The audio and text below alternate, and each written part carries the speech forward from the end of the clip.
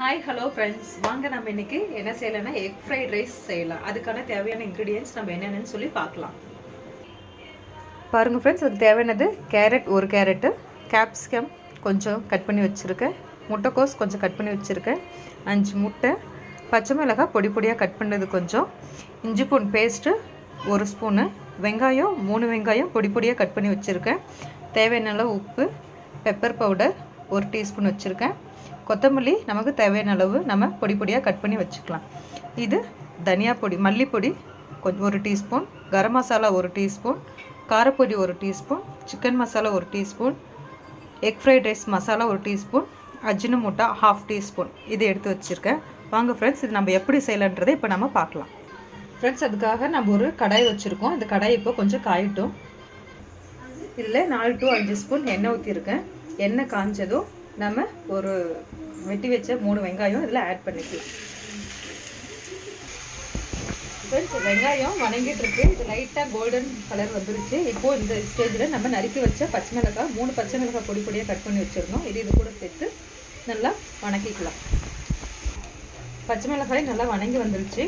இப்போது நம்ம எடுத்து வச்ச 1 ஸ்பூன் இஞ்சி பூண்டு பேஸ்ட்டு இதில் மிக்ஸ் பண்ணிக்கலாம். இது நல்லா பச்சை வாசனை போகிற வரைக்கும் நம்ம மிக்ஸ் பண்ணிக்கலாம். ஃப்ரெண்ட்ஸ், இப்போது இஞ்சி பூண்டு பேஸ்ட்டும் நல்லா வணங்கிடுச்சு. ஸ்மெல் நல்லா வருது, எண்ணெய் நல்லா பிரியுது வெங்காயம் பச்சை மிளகாய் இஞ்சி பூண்டு பேஸ்ட்லேருந்து. இந்த ஸ்டேஜில் நம்ம வெட்டி வச்ச 1 கேரட் ஆட் பண்ணிக்கலாம். அப்புறம் வெட்டி வச்ச 1/4 பாகம் கோஸ் ஆட் பண்ணிக்கலாம். இது கூட 1 கேப்சிகம் நம்ம கட் பண்ணி வச்சுருக்கோம் ஸ்லைஸாக, இதையும் ஆட் பண்ணிக்கலாம். இது நல்லா மிக்ஸ் பண்ணிக்கலாம். ஒரு 5 மினிட்ஸ் நம்ம சிம்மிலே மூடி வச்சுக்கலாம். இப்போ இந்த காய்கறி வணங்குறதுக்கு தேவையான உப்பு நம்ம இப்போ மட்டும் கொஞ்சம் ஆட் பண்ணிக்கலாம். இதை நல்லா கிண்டிட்டு சிம்மில் வச்சு ஒரு 5 மினிட்ஸ் மூடி விட்டுடலாம். இப்போ இது நல்லா வணங்கிடுச்சு. இது நல்லா திருப்பி விட்டுக்கலாம். இந்த ஸ்டேஜில் நம்ம முட்டை உடச்சி ஊற்றிக்கலாம். முட்டை உடச்சி வச்சுருக்கேன் ஃப்ரெண்ட்ஸ். இந்த முட்டையை நான் இதில் மிக்ஸ் பண்ணிக்கிறேன். இப்போ இந்த முட்டைக்கு தேவையான உப்பை நம்ம ஆட் பண்ணிக்கலாம். இப்போ நல்லா இது 5 மினிட்ஸ் நம்ம மிக்ஸ் பண்ணிக்கலாம். பாருங்க, காய்கறியும் நல்லா 3/4 பாகம் வெந்து வந்துருச்சு. முட்டையும் 3/4 ஸ்டேஜ் இதாகிடுச்சு. இந்த சமயத்தில் நம்ம மசாலா எல்லாமே இதில் ஆட் பண்ணிக்கலாம். இது கூட நம்ம பெப்பரும் 1 ஸ்பூன் ஆட் பண்ணிக்கலாம்.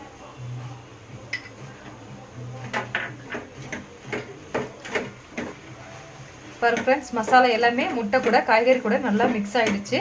இன்னும் 2 நிமிஷம் விட்டுட்டு இதை ஆஃப் பண்ணிடலாம். எனக்கு பச்சை ஸ்மெல் போகணும். மசாலாலாம் போட்டது நல்ல கம ஸ்மெல் நல்லா வருது. 2 மினிட்ஸ் விட்டுட்டு நம்ம இது கூட ரைஸ் ஆட் பண்ணிக்கலாம். 2 நிமிஷம் ஆயிடுச்சு. இந்த ஸ்டேஜில் நம்ம வடித்து வச்சுருக்க இந்த வெள்ளை சாதத்தை இது கூட நல்லா மிக்ஸ் பண்ணிக்கலாம். பாருங்க, நல்லா மிக்ஸ் பண்ணிக்கிட்டு இருக்கோம். இது மிக்ஸ் பண்ணதும் மறுபடியும் ஸ்டவ் பற்ற வச்சு ஒரு 2 நிமிஷம் சிம்மில் வச்சுட்டு ஆஃப் பண்ணிடலாம். ஏன்னா சாதம் இது கூட நல்லா மிக்ஸ் ஆகி ஒரு 2 நிமிஷம் ஹீட் ஆனாக்க டேஸ்ட் எல்லாமே சாதத்தில் இறங்கும். அதனால தான் இப்போ மிக்ஸ் பண்ணிக்கிட்டு இருக்கேன். ஃப்ரெண்ட்ஸ், கிளறியாச்சு. நான் சிம்மில் வச்சுருக்கேன் 2 நிமிஷம் ஹீட் பண்ணுறதுக்காக.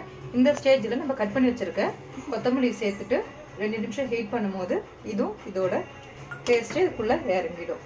அவ்வளோதான் ஃப்ரெண்ட்ஸ். இது கூட நீங்கள் பெப்பர் வேணும், இன்னும் ஜாஸ்தியாக இருக்கணும் அப்படின்னாக்க இந்த ஸ்டேஜில் நீங்கள் இன்னொரு ஸ்பூன் ஆட் பண்ணிக்கலாம். காரம் எவ்வளோ வேணுமோ அதுக்கேற்ற மாதிரி. அவ்வளோதான் ஃப்ரெண்ட்ஸ். 2 நிமிஷம் வச்சுட்டு நம்ம ஆஃப் பண்ணிவிட்டு சர்வ் பண்ணிக்கலாம். ஆஃப் பண்ணியாச்சுங்க. இந்த டைமில் நம்ம இதை சர்வ் பண்ணிக்கலாம்.